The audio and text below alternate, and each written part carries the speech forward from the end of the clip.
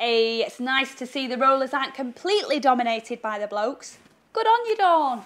Well, so far on the talk show, we've looked at sexy wheels, fiddled with filters, and checked out some gorgeous back boxes, all of which will give your car top looks and power to match. But it's all got to stop somewhere, and by that I mean brakes.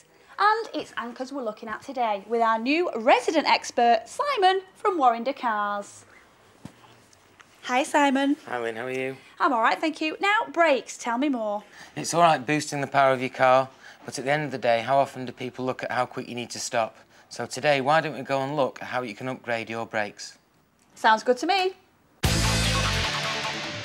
When modifying your car, changing the brakes might be one of the last things you would think of doing, but it's essential to get extra stopping power if you've boosted the engine's power. After all, no matter how great your car looks, it won't be cool when you take a trip through a hedge and end up in the river. So here we have our standard Mitsubishi Evo 6. Getting to know my cars now, you know, and a nice set of brakes. So Simon, at what point would I be thinking about changing the brakes? Well, this is a standard caliper, 4-pot caliper on the Evo 6, which runs about 280 brake horsepower, right. With the standard discs. If you wanted to take it to, say, stage 1, which is about 310 brake horsepower, you may want to not just change, you wouldn't change the caliper, you put groove brake rotors and change the pads. Right. Some people want to go to 350 brake horsepower or up to 500. At that point, you do need extra stopping power, where you might look at calipers with 6-pot calipers and groove brake rotors. OK, decisions. So how easy is it going to be to fit? Well, very much they bolt on. But to tell you what, Lynn, why don't you have a word with our brake expert, Clive? I might just do that.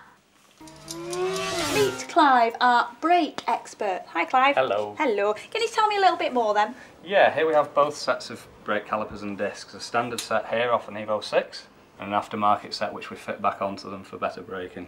OK, so these are the new upgraded versions? Yes. OK, so what are the differences? Right, as you can see here, this is a plain disc, standard item. It's vented through the centre to let air through. Yeah. An aftermarket disc has grooves in it. This takes away pad material under braking to keep the pad on the disc and not on actual brake dust in between, so the braking efficiency is far better. Right, OK. The vents in between the disc are better, more efficient than the standard ones. So that keeps the disc cooler. And what about differences in the calipers? The caliper, a standard caliper has what's called a 4-pot caliper. It has 2 pistons on each side, which squeeze the disc and cause the braking effort. OK. The aftermarket one, we opt for a 6-pot caliper, 6 pistons, ranging from big to small, and that squeezes the pad more evenly onto the disc and spreads the load across the pad. Again, better efficiency.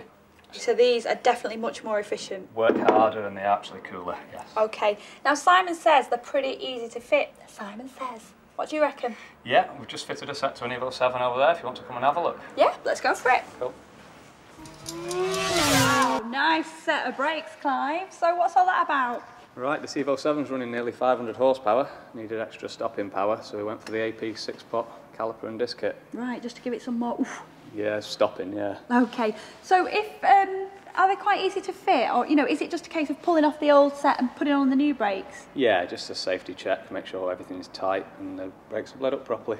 Right, OK. So how much would you say a set like this is going to cost me? Yeah, this kit's £1,500 upwards. You get caliper, you get disc fitting kit. If your car's lighter, running less power, you get away with just changing your pads and discs, £200 upwards. Right, thanks, Clive. Now, if all those facts and figures are just too much information, should we have a recap?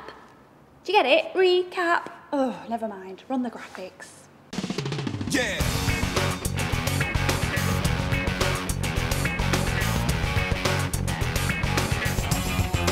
Rock your body. We don't stop. So now, with better brakes, there's no excuse for running red lights. Don't forget to check out that Men & Motors website if you need any more info about the show. I'll be back next week with more tuning tips for you. But for now, it's back to the Vauxhalls at Well Lane. See ya!